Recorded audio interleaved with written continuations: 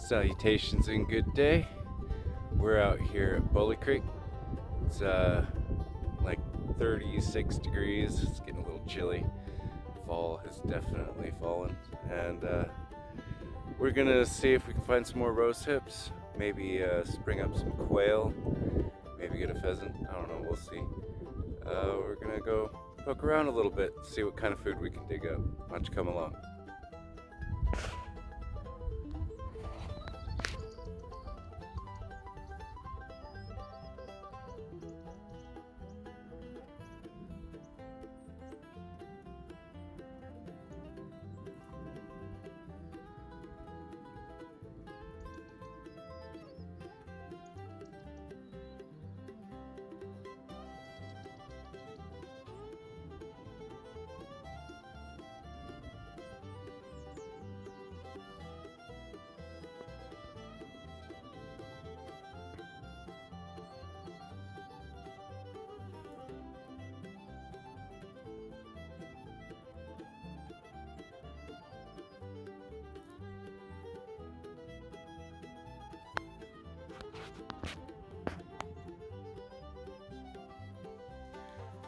So we're putting around out here, and I found quite a few rose bushes, but there's no rose hips on any of them.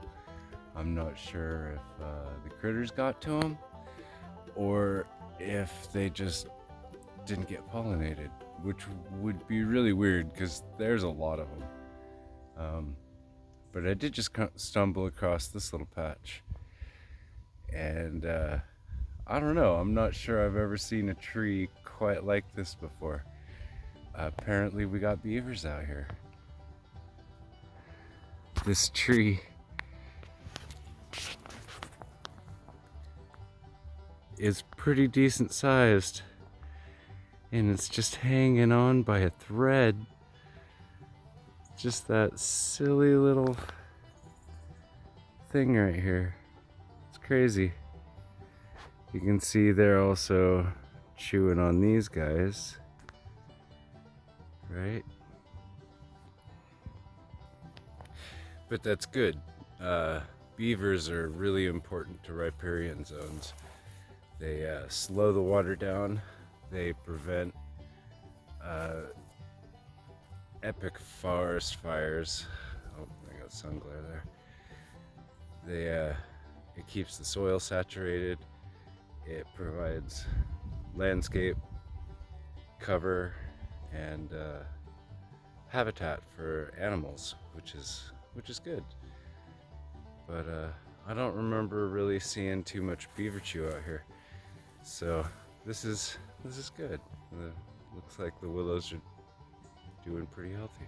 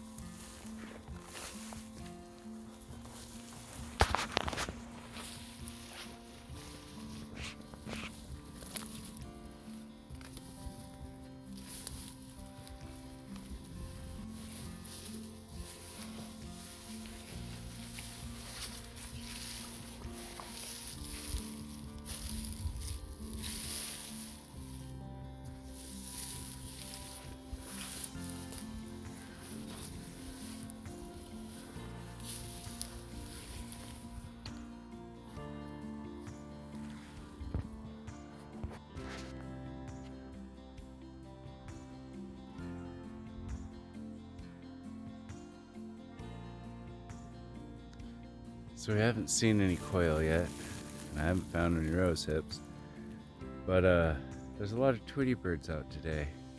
The sun just peeked over the trees and it's starting to warm up a little bit, and they're they're chirping and they're fluttering around. And looks like they're eating the tops of the stinging nettle and the whatever they're called coming off these Russian olives behind me. It's kind of cool.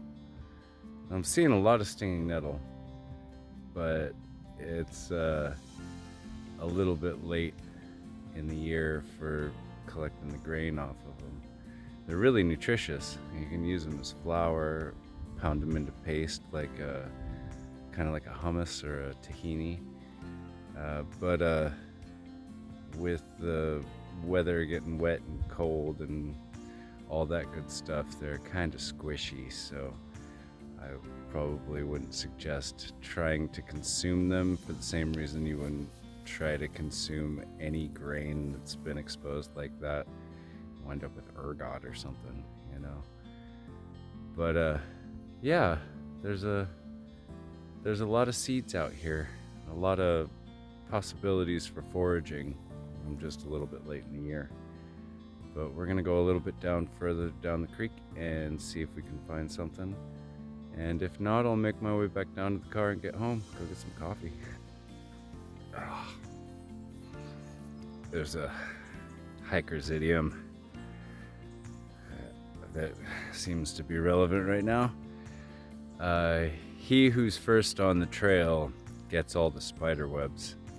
There ain't been nobody down here. I am just getting covered in little fine webs. It's no big deal. I don't mind spiders, but they tickle. So here's some of those stinging nettle I was talking about.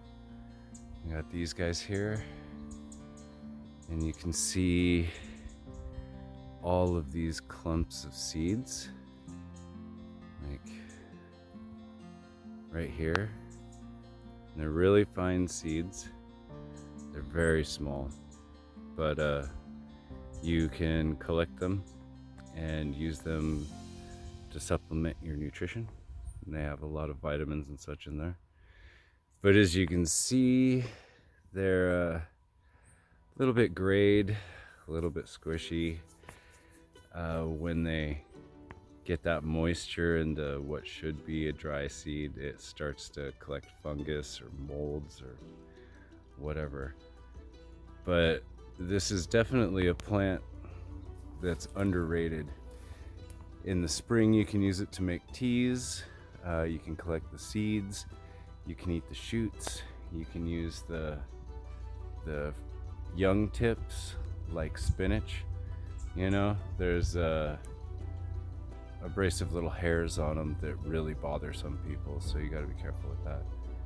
But this is a good one to catch late summer when they're good and ready, half dried, you know. And they make great cordage. You can see, maybe, let me flip this camera around. You can see their stem looks a lot like hemp. It's very fibrous, it's very strong, and it was a great source for cordage.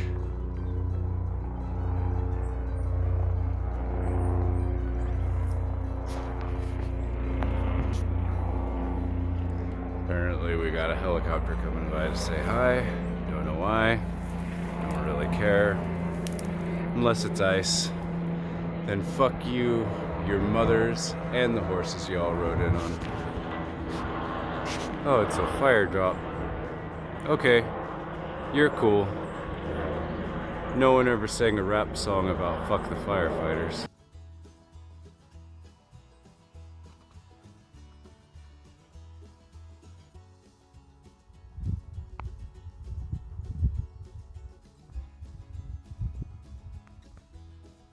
Here's another cool plant. It's considered invasive, but it's really slow growing. It's from the Mediterranean. It's called saltwater tamarisk or salt cedar. And from my understanding, you can collect the sap to make syrups. You can collect the flowers and occasionally the seeds. I'll have to check on that.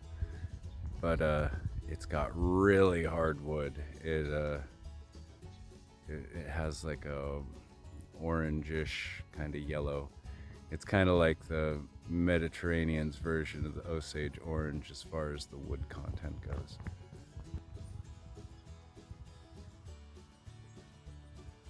But the downside to this plant is that it uses allelopathy to poison the soil around it to reduce competition. So if you notice, I'm not sure if we'll be able to see this, down around the base of this tree is just bare. It releases a lot of salt into the soil to prevent other plants from growing, which is pretty genius, but pretty destructive. So other species have a really hard time competing with it.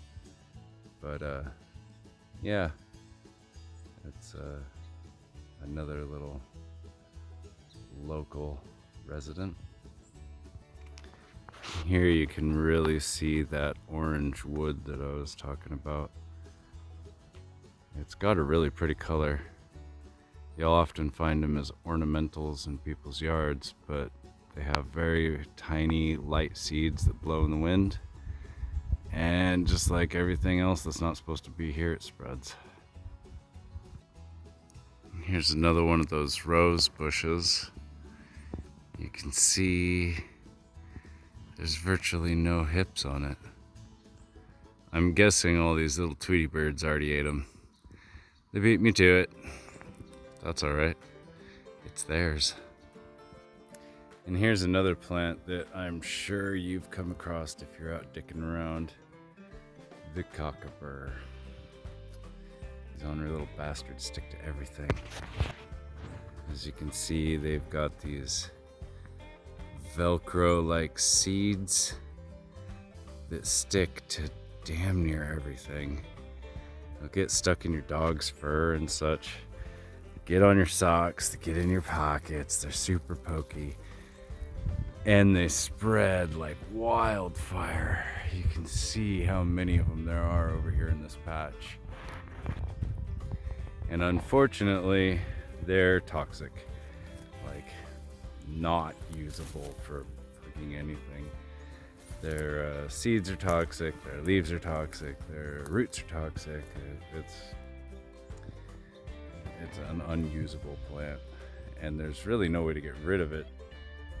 And every time you touch it, it sticks. And see, there's some more. It even stuck to my damn shotgun. Got one on my arm here.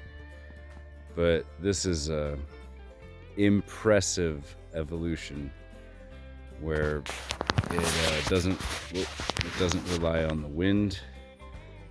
It just relies on things trying to find food. And whoop! It's a little slippery. They really just, they spread and there's very little you can do about it. So, you know, next time you're out and about, you can look at these guys and be like, damn you cockapurs. And then these guys here are why we call this area the Willows. It's a coyote willow. It's a really important native plant. It helps bind the soil so that the water and erosion doesn't wash it away. You can use it kind of like aspirin. It has what's it called? Salicylic acid in it, in the bark. You can peel the bark and boil it in a tea and drink it down. It's super bitter, tastes like shit, but it'll help reduce swelling, help with fevers. Use it just like aspirin. And in a pinch, you can just peel the bark off and chew on it. You're not gonna like it, but it's better than, you know, fighting a headache or trying to reduce, or rather not have a way to reduce swelling in, say, a twisted ankle or something like that. They're really useful for like wicker as well. The branches are really flexible. So, I mean, when they're fresh, they're all sorts of bendy. And you can use them to form shapes, baskets, shelter, all sorts of stuff. And they were highly utilized. Yeah. Oh, here's another plant. And at first glance, you might think, hey, that's a rosehip. But it's not. This is part of the Solanaceae family. I think I said that right.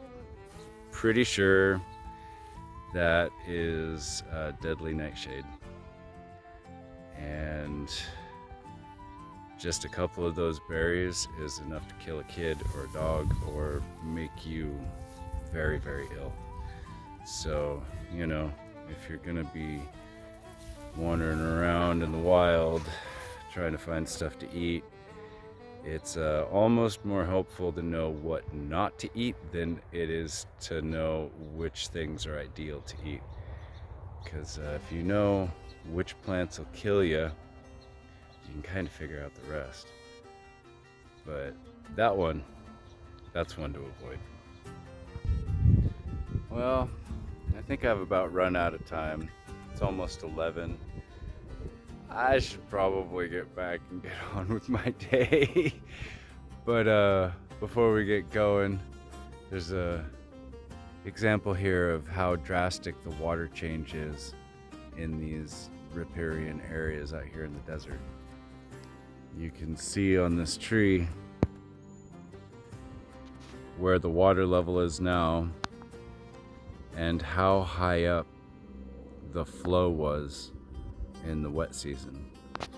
And that's a pretty impressive amount. I mean, I'm staring at the top of that wash at eye level.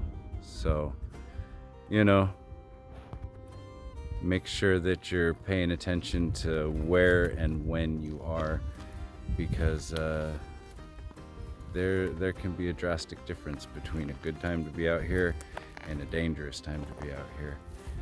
And, you know, check the weather reports before you go dicking around in the desert, because if it's raining up Creek and it's not raining here, all of that water can come flooding down, collect as it rains down off the hills, and drain into these waterways in a ridiculously drastic manner. And if things go wrong just right, the water level can raise 5-10 feet in just a matter of minutes.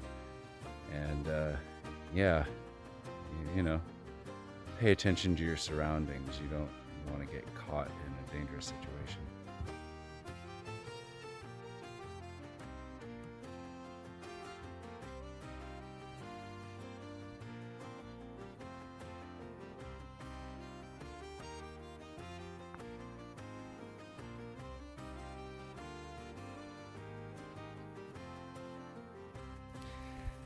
So I think I'll cut this way, head back up towards the open area, and make my way down the edge of the creek out more towards the open, see if I can't flush a bird or two.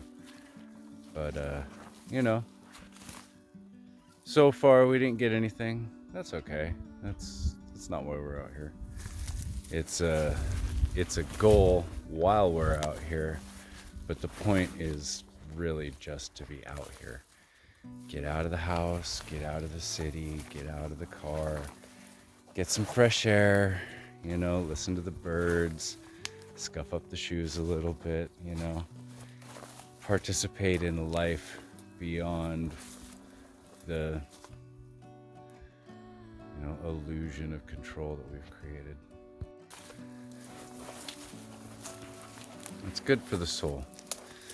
You know, I'm pretty sure that modern psychology has found that spending a few minutes outside every day or every so often can decrease your heart rate, the stress on your brain.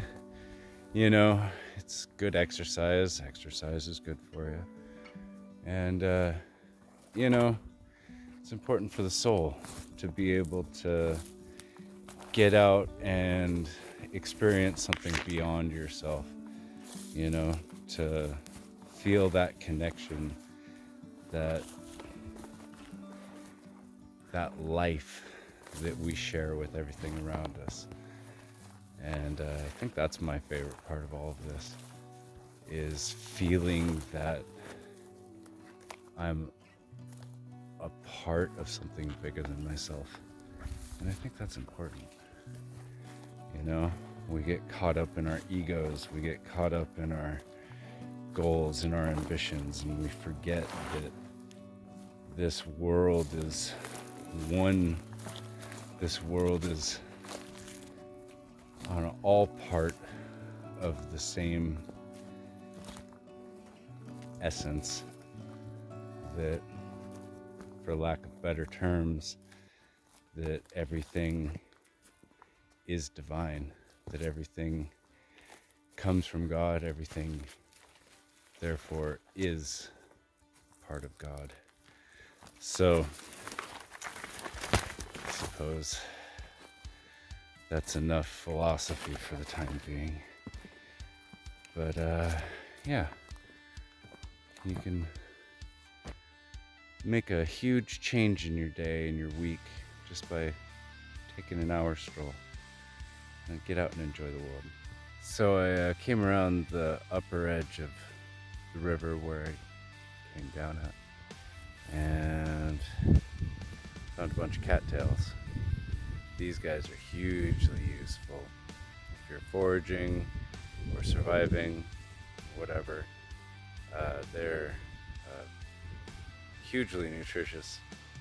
We've got, now let's see, you can see the corn dog like structure we got here, and on the cattails, the top part is a seed head, and each of those contain thousands of densely packed seeds covered in a little bit of down, like these guys.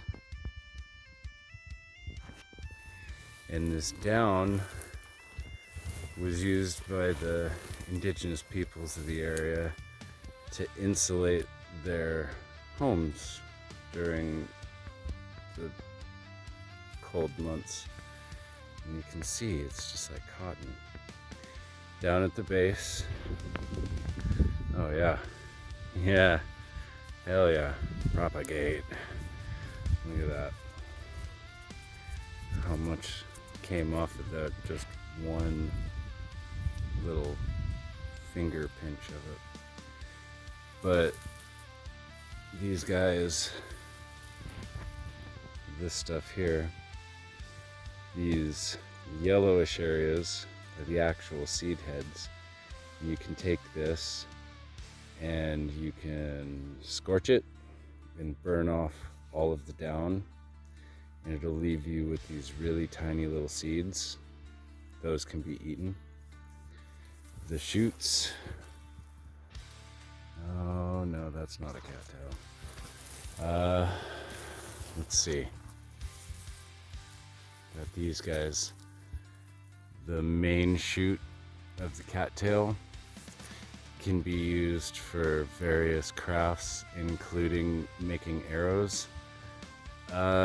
It's kind of weak, but it can work. Down at the base, down at the base of the cattail, in the spring anyway, you can peel off outside reed and eat it like celery. And then down underneath the ground, there's a tuber, kind of like a potato. And I'm not gonna rip one up just to show you guys, but they grow in kind of like a nut structure. Well, they'll have clumps, and you can cook them, eat them like a potato. It's fairly nutritious, and these are a pretty hardy plant. You'll definitely see these growing along canals and ditch banks, anywhere there's still water. But that also means that wherever you find them, it's going to be really squishy. So, take caution. You don't want to get stuck in the mud, right? But you can see that there's a lot of them. When they find an environment that they are niche for, they spread like crazy.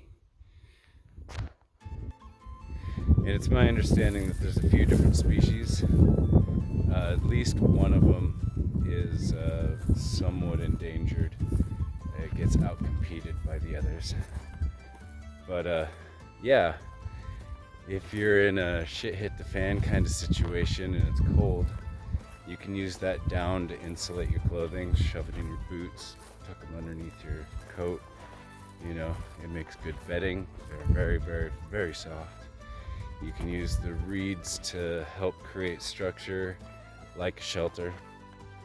And they provide food in a few different ways for most of the year, So that's a really good one to know if you're out and about trying to find something to eat.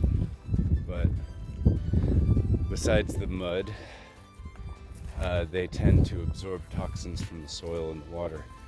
So if you're in an area that's had industrial mining or is in, dirty water, I'd find something else to eat. You don't want to get sick. But it's a good one to know.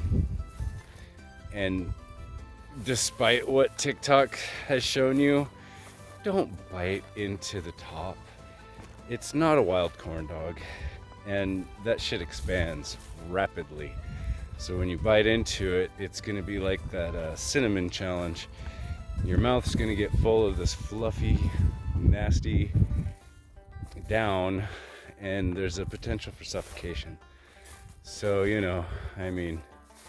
it's funny, but you don't need to do that. You're better than that. So it turns out everything I was looking for was way closer to the car than I decided to walk. But I finally found some rose hips here. We've got some here, right? Got some here. But it hasn't frozen a whole lot, so these guys are not very sweet right now. And there's not a ton of them. You can see this whole bush only has a few, unlike the ones we found out in the forest where there was thousands of them. So because this resource is limited, I'm just gonna leave them alone. I ate one or two because, I like to eat, but we're gonna leave these be and let the birds enjoy them, and hopefully next year there'll be more. And then right next to those are some nice, tall, healthy looking stinging nettle. And then right next to those are some big, tall river reeds. And I'm almost sure I wouldn't bet a life on it, but that these guys here are wild rice. Definitely harvest those. And then right behind them are the wild corn dogs. Yep. It's kind of funny. They're all right here, right next to each other. I walked like, I don't know, a solid mile down that river trudging through all this shit. And what I was looking for was just over from where I parked. It's kind of funny. But We got another plant here. It definitely looks like it has food potential, but I have no idea what it is. Flip the camera around. We've got these decent sized grain looking things here. I don't know what those are. I'll Google it and we'll leave a note. But that looks like potential food. And it makes you wonder if everything else right next to it is edible. Is it? Here's a better view of the wild rice. There we go. There's some more. See them all right along here.